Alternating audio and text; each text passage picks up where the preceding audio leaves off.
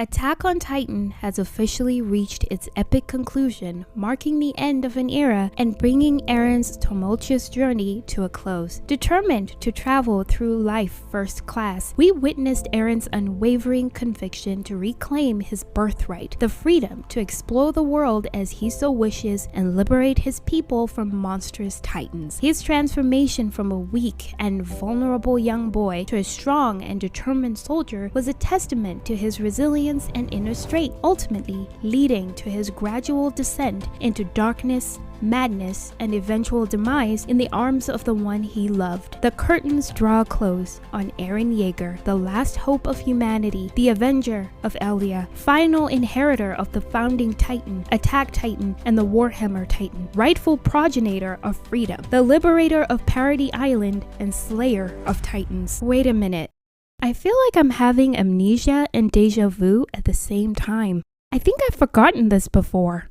You stand in the presence of Daenerys Stormborn of House Targaryen, rightful heir to the Iron Throne, rightful Queen of the Andals and the First Men, protector of the Seven Kingdoms, the Mother of Dragons, the Khaleesi of the Great Grass Sea, the Unburnt, the Breaker of Chains. It was only your imagination.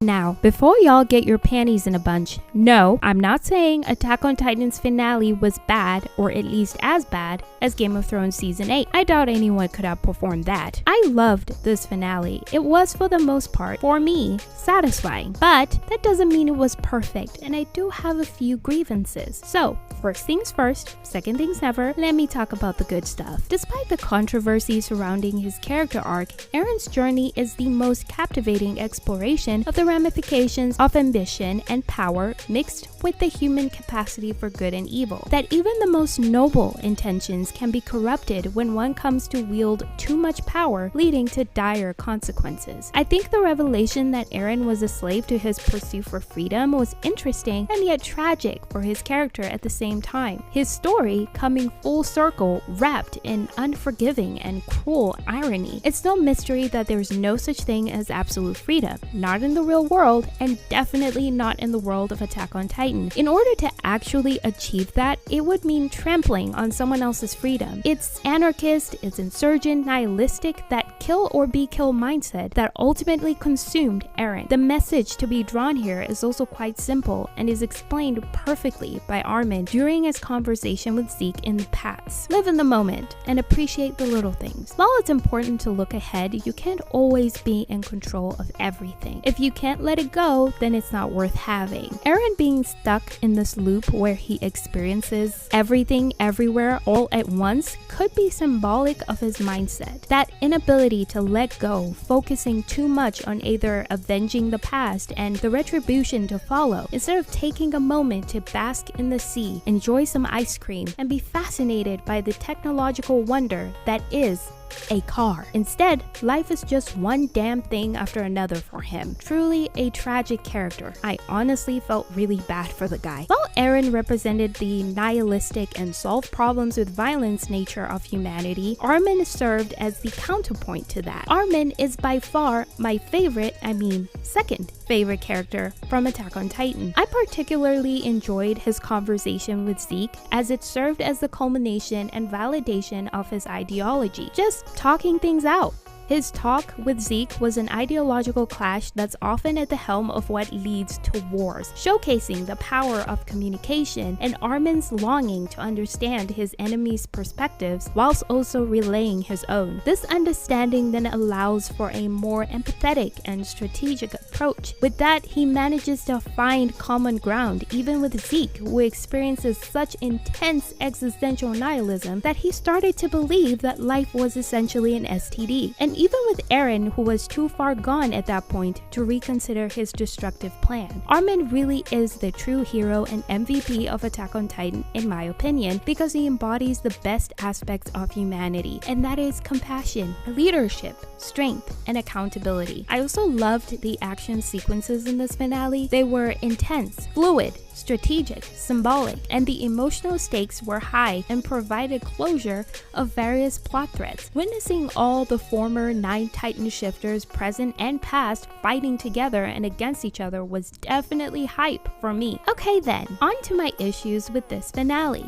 The first and big problem I have is one I've acquired since the very beginning of the series, and that problem is Mikasa. When I first watched the show, I often found her character unsettling and I could never really put my finger on it. After years of watching, rewatching, and growing with the series, I finally realized why I was so disturbed by her character.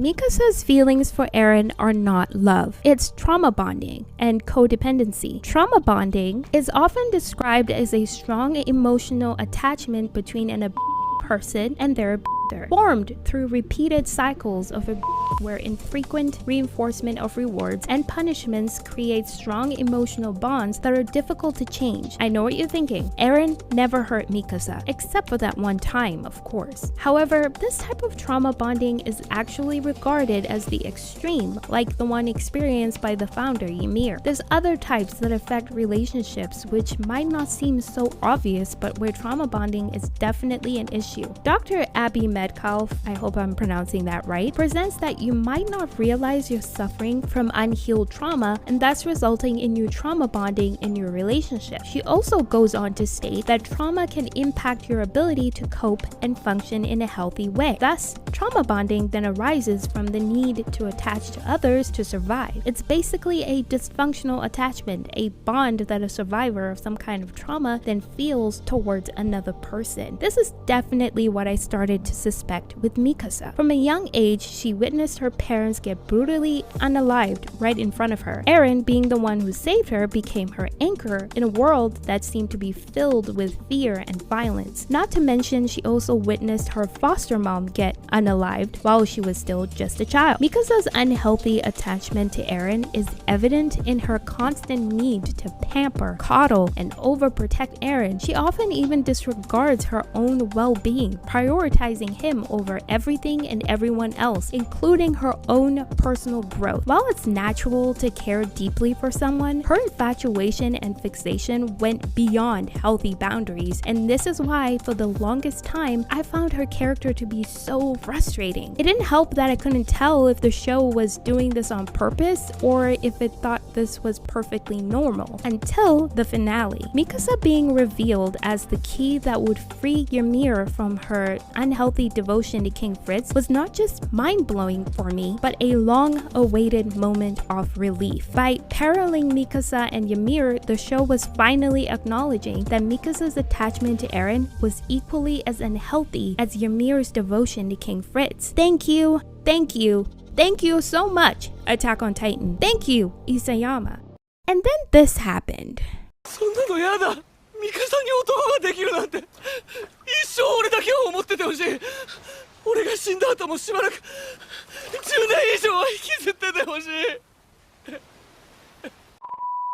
Imagine for a moment that throughout the show, Eren's feelings for Mikasa were presented as strictly platonic. Mikasa, just like Ymir, compelled by their trauma bonding, would have been confined by their never-ending pursuit for validation and connection that would never come to be. With King Fritz viewing Ymir as nothing more than his slave, and Eren viewing Mikasa as nothing more than his family. I believe that the connection between Mikasa and Ymir would have been more substantial and believable. Because why would Ymir be emancipated by Mikasa and her situation when Eren practically admits to liking her the same way? Which, by the way, I'm inclined to believe was retconned in for God knows what reason. In other words, this should have made Ymir feel further more isolated, because even if Mikasa still had to kill Eren, at least he admits to loving her, which is a hell of a lot more than she ever got from King Fritz. Nevertheless, if Eren's feelings for Mikasa were kept platonic, that final conversation he had with her in the past could have had him basically tell her to let him go, as he would never be able to return her adoration and devotion. In that sense, Mikasa ending him would not only free Ymir, but Mikasa herself, allowing her to move on, get therapy, and possibly get in a much healthier relationship. Unfortunately, with the ending we got, it is with great sorrow that I have to report Mikasa never truly broke free. そんなのやだ。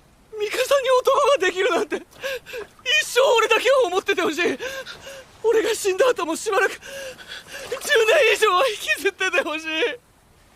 From your lips to God's ears, Eren, because Mikasa not only pines over you for years, but for the rest of her life. Not even death do you part. This was an unfair ending for Mikasa, in my opinion. She lives the rest of her life, her peaceful life, continuing to brood, mourn, and long for Eren. God forbid we allow her to find love outside of Eren. God forbid she finds some semblance of happiness. What's it going to take? Another 2,000 years like Ymir for her to let him go? To add insult to injury, she dies with that damn scarf around her neck, still stuck with her trauma bond to Eren. If love was supposed to be the answer, this isn't love. Let's rephrase the question, because this left a really bad taste in my mouth. Mikasa deserved so much better. You know what? The next time I rewatch this, I'm just going to stick with my headcanon and pretend Mikasa actually got a happy ending. If I could do it with The Promised Neverland, Game of Thrones, or Food Wars, I can do it again. You're safe now.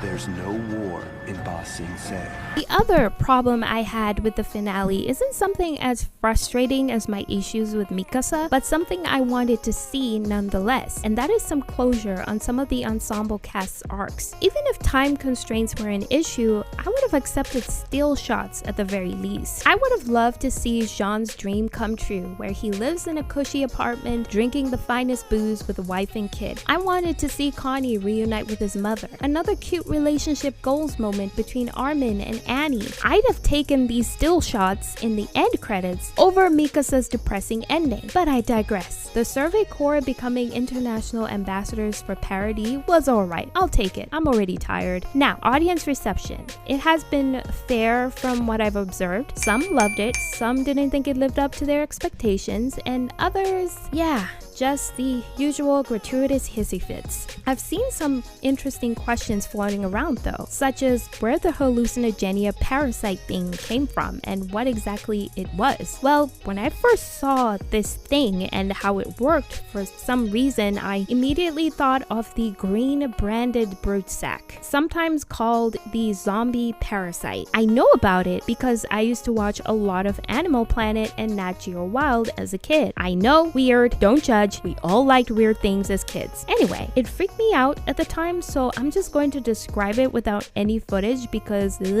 I hate creepy crawlies. You can look it up yourselves. So, this parasite has a pretty crazy life cycle. It begins when its eggs are eaten by a snail. Inside the snail, the parasite's larvae develops and migrates to the snail's tentacles. While there, the larvae pulsate and mimic the appearance of small, wriggling caterpillars, which are attractive to birds. The snail's behavior during this time is also affected and is said to appear zombie-like due to its altered appearance, just like a mindless titan, I thought.